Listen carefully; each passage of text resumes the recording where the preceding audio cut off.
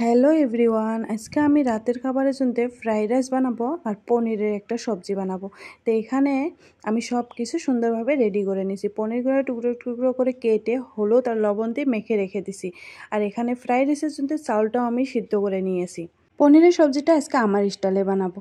Tomato কাটছি টুকরো টুকরো করে, সাথে কিন্তু সেই পরিমাণ মধ্যে আমি পেঁয়াজও কয়েকটা টুকরো টুকরো করে কেটে নিছি। নেওয়ার পরে আমি এখানে পনিরটা সুন্দর করে ভেজে নিছি। আমি আগেই বলছি পনিরটা লবণ আর হলুদ দিয়ে আমি মেখে রেখেছিলাম। তারপর আরেকটা করে পনিরটা ভাজা হতে হতে আমি ফ্রাইড রাইসটা বসিয়ে দিব। তো এখানে আমি ফ্রাইড রাইসের জন্য একটু সামান্য ঘি আর তেল দিয়ে সবজিগুলো সুন্দর করে দিয়ে, সাথে পেঁয়াজও দিছি। কেউ পেঁয়াজ দেয় না, কিন্তু আমি দিছি, আমার পেঁয়াজটা খেতে ভালো লাগে।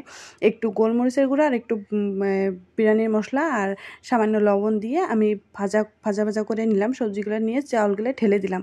যেহেতু আমার সিদ্ধ চাউল, বেশি টাইম লাগবে না ফ্রাইড রাইসটা হইতে, অল্প টাইমে হয়ে যাবে। তা আমি এই ফাঁকে ফাঁকে মাঝে মাঝে আমি ওটা নাড়াচাড়া করে দিই। এই ফাঁকে আমি পনিরটাও ভেজে নিয়ে নামিয়ে নিয়ে পেঁয়াজের সাথে বাদামটা বেটে দিচ্ছি, আমি আগেও বলছি।